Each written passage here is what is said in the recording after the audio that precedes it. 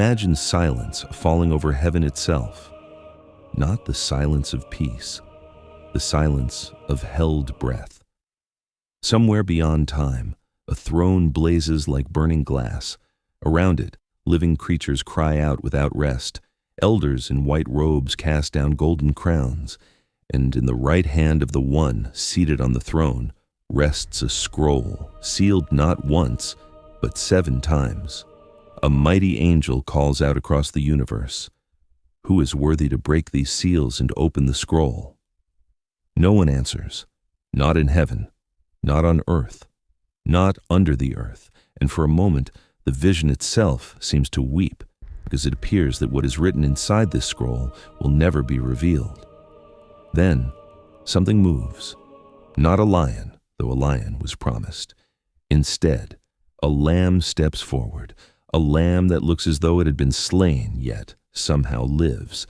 And this lamb takes the scroll, and heaven erupts, not in fear now, but in worship. The first seal breaks. A voice like thunder says, "Come."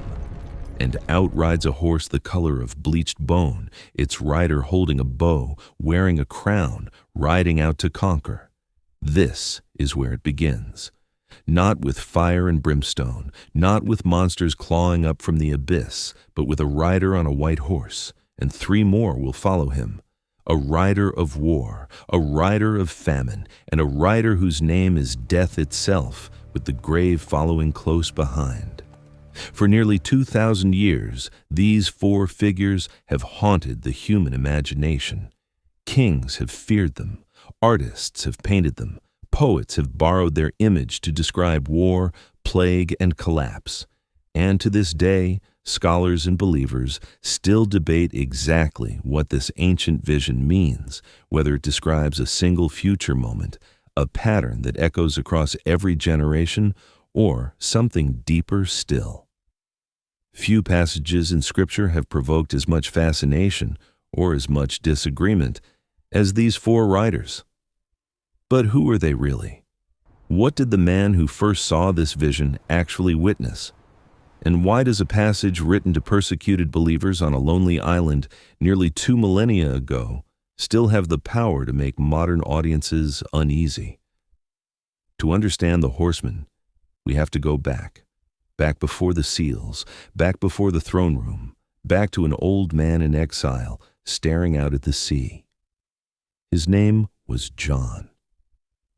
Tradition holds he was the same John who once walked beside Jesus of Nazareth, the disciple who leaned against him at the Last Supper. By the time we meet him in this vision, he is elderly, isolated, and a prisoner of the most powerful empire on earth. The island was called Patmos, a small rocky outcrop in the Aegean Sea, used by Rome as a place to dump political and religious troublemakers. John was there, according to the text, because of his testimony about Jesus. In other words, he was there because he refused to stay silent. This detail matters more than most viewers realize. Revelation was not written in comfort. It was written under the shadow of an empire that demanded emperor worship, that could execute Christians for refusing to burn incense to Caesar, that fed believers to wild animals in packed arenas for entertainment. The churches John wrote to were frightened, exhausted, and in some cases already bleeding. Into that darkness, John receives a vision, not a vague dream, but something he insists he saw and heard with overwhelming clarity, a vision he was commanded to write down and send to 7 churches scattered across Asia Minor. At the center of this vision is a throne room unlike anything the ancient world had ever imagined. This is not Rome's Senate, dressed in marble and false authority. This is the true seat of power in the universe. 24 elders surround it. 4 strange living creatures covered in eyes never stop declaring the holiness of the one on the throne. Lightning and thunder come from it, and in the hand of the one seated there is that scroll, sealed 7 times, representing, many scholars believe, God's plan for history and judgment, hidden until the appointed moment. The search for someone worthy to open it becomes almost unbearable in the text. John himself says he wept bitterly when no one was found. This is not simply the frustration of not knowing the future. This is a deeper ache, one familiar to anyone who has ever cried out into suffering in silence, wondering if there is any justice at all, if anyone is coming to make things right. And then the answer arrives, but not in the form anyone expects. An elder tells John that the Lion of the tribe of Judah has triumphed and is able to open the scroll. Lion imagery in Jewish tradition spoke of a conquering king, a warrior Messiah. But when John turns to look at this lion, what he actually sees is a lamb, standing as though it had been slaughtered. This is one of the most striking reversals in all of biblical literature. Conquest in this vision does not come through domination, but through sacrifice. The lamb is worthy not because it crushed its enemies by force, but because it was slain. And it is this same lamb who steps forward to take the scroll from the hand of God, triggering the wave of worship that follows and setting the stage for the seals to be broken one by one. Now the scene is set. The throne, the scroll, the lamb. And as the lamb opens the very first seal, the vision shifts violently from worship to warning. "Come," says one of the living creatures, its voice cracking like thunder, and there, bursting through the seal, is a white horse. Its rider carries a bow, and a crown is placed on his head, and Revelation tells us plainly that he rides out as a conqueror bent on conquest. At first glance, a white horse might seem hopeful. White, after all, is often associated in this vision with purity, even with Christ himself, who appears later riding a white horse in triumphant return. This has led some readers throughout history to interpret this first rider as something positive, perhaps the spread of the gospel or triumphant victory.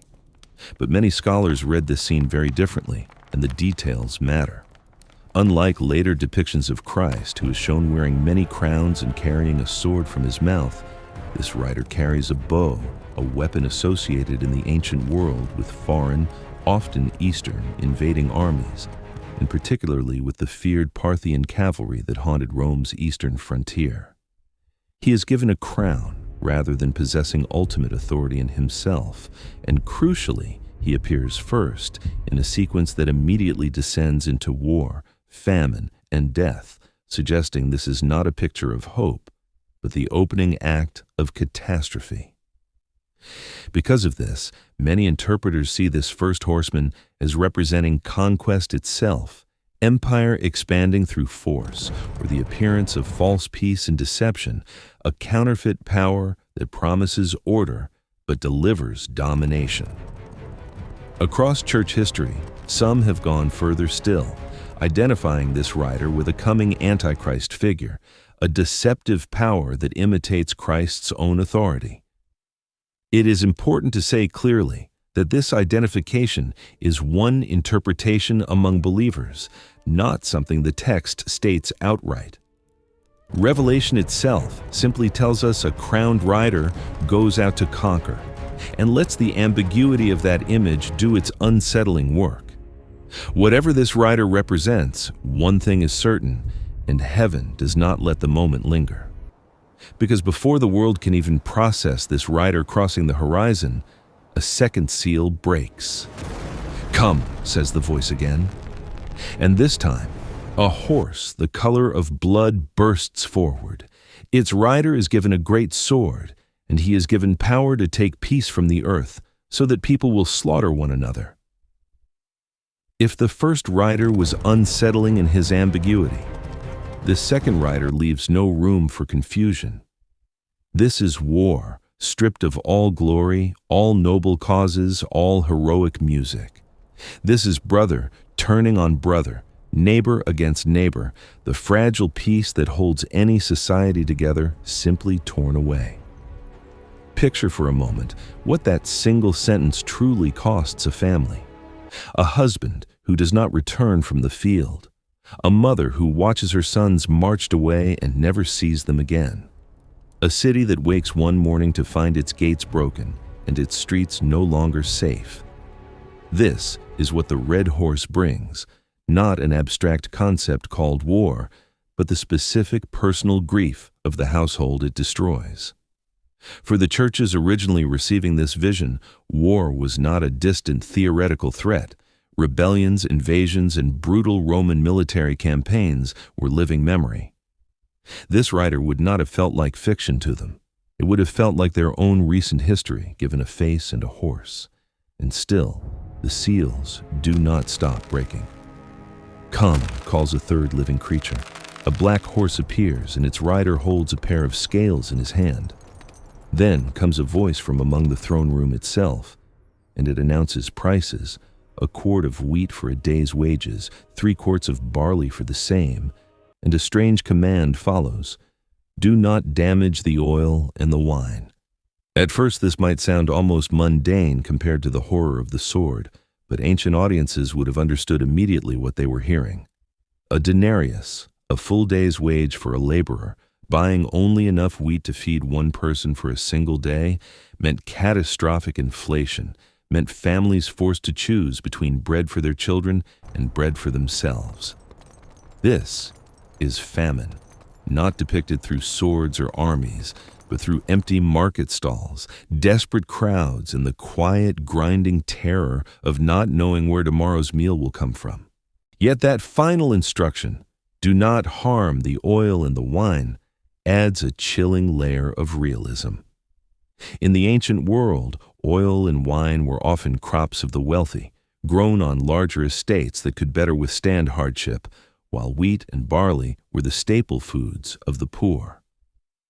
Some scholars believe this detail reveals an economic catastrophe with a brutally uneven impact, where the wealthy continue to enjoy their luxuries even as ordinary families struggle simply to eat.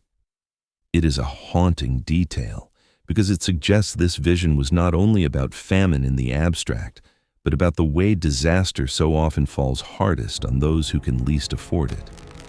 3 seals have now broken. A crowned conqueror, a rider of war, a rider of famine. Surely one might think nothing worse could follow. And then the 4th seal breaks. "Come," calls the final living creature. This time, the horse itself seems drained of color, sometimes translated as pale, sometimes as an ashen, sickly green, the color of a corpse. Its rider's name is given plainly: Death. And close behind him rides someone else, someone the text names directly. Hades follows him. Together, these two are given authority over a quarter of the earth, to kill by sword, by famine, by plague, and by wild beasts. This is the moment the vision draws every previous horror into a single devastating conclusion: war, starvation, and now disease, and even the natural world itself turned into instruments of death. And death does not ride alone. Behind him, the realm of the dead itself follows, as though the grave has grown hungry and cannot wait to receive what this rider claims. For the original readers, familiar with plagues that could sweep through crowded cities, familiar with wild animals released in arenas for the crowd's entertainment, this final rider would have felt like the collapse of every safety they had left. It is death not as a single tragedy, but as an era, a season when calamity seems to come from every direction at once. And then, as suddenly as it began, the scene shifts once more. Beneath an altar in heaven, the vision reveals the souls of those slain for their faith, crying out for how much longer injustice will be allowed to continue. They are told to wait a little longer until the full number of their fellow believers who will suffer the same fate is complete. It is a startling turn. In the middle of cosmic catastrophe, Revelation pauses to show us grief that is deeply personal, martyrs who are seen, heard, and answered, even in the waiting. So what do these 4 riders actually mean? Across 2,000 years of interpretation, Christian scholars have offered a range of answers, and it is worth being honest about where the text is clear and where it invites reflection rather than certainty. Many interpreters see the 4 horsemen as describing recurring patterns throughout history: conquest, war, famine, and death, appearing again and again in every generation, a warning about the fragile, often violent nature of a fallen world. Others see them as describing specific, still future events tied to the end of this age, a final and literal unfolding of judgment before Christ's return. Still others see a blend of the two, patterns that have played out repeatedly throughout history, and will find their ultimate and final expression at history's true end. What Revelation itself explicitly states is more limited than popular imagination often suggests. It tells us a scroll is opened seal by seal. It tells us 4 riders emerge in sequence, each with a specific color, weapon, and consequence. It tells us this brings conquest, war, famine, and death across a significant portion of the earth. Beyond this, questions about precise timing, about modern nations or events being directly named, and about exact identities behind each rider move from the text itself into the realm of interpretation, something worth remembering whenever someone claims total certainty about how these verses map onto today's headlines. And yet, despite that uncertainty, or perhaps because of it, these 4 riders have never lost their grip on human imagination. Painters across the centuries have tried to capture them, most famously Albrecht Dürer, whose 16th century woodcut of the Four Horsemen trampling humanity beneath them remains one of the most reproduced religious images in art history. Writers have borrowed their imagery for centuries, invoking pestilence, war, famine, and death as metaphors even in entirely secular contexts. Filmmakers have brought them to the screen again and again, from silent-era classics to modern blockbusters. Even outside explicitly religious settings, the phrase itself has become cultural shorthand whenever people speak of catastrophes arriving together, of civilization strained to its breaking point. Someone will reach for the same 4 words. Why does this ancient vision still resonate so powerfully in a modern, scientific world? Perhaps because every generation in its own way recognizes these riders. Every generation has known conquest and empire. Every generation has buried its sons and daughters to war. Every generation has feared the empty granary, the collapsing economy, the price of bread rising faster than wages. And every generation, eventually, must reckon with death itself, the one rider none of us can outrun. In that sense, the Four Horsemen are less a prediction locked to one distant future moment, and more a mirror. They reflect something true about the fragility of human civilization, something every era recognizes in its own headlines, whether that era is first-century Rome or the present day. But it would be incomplete to end there, in the shadow of the riders alone, because the vision that introduces them does not end in despair. The same scroll opened by the Lamb eventually gives way, in the chapters that follow, to a promise of a new heaven, a new earth, and a throne room where every tear is wiped away. The same Christ pictured as a slain lamb in chapter 5 later returns triumphant, riding his own white horse, this time unmistakably, with many crowns and a name only he knows. The horsemen are terrifying, but in the full architecture of Revelation, they are not the final word. They are chapter 6 of a story that ends in chapter 22 with restoration, not ruin. Perhaps that is the deepest reason this vision has endured for 2,000 years. It does not ask its readers to look away from suffering, from war, from famine, from death itself. It asks them to look directly at these things and still hold on to hope that they do not have the final say. Somewhere, an old man on a rocky island once closed his eyes and saw 4 riders cross the heavens, carrying conquest, bloodshed, hunger, and death into the world. And somewhere in that same vision, beneath an altar, voices cried out asking how long injustice would last, and were told, gently, to wait just a little longer. Perhaps that is why, all these centuries later, we are still listening. If this story of the Four Horsemen captivated you, don't let the journey end here. Like this video, Share it with someone who loves ancient mysteries and subscribe for more legendary stories. And tell us in the comments, which horseman do you think is the most terrifying?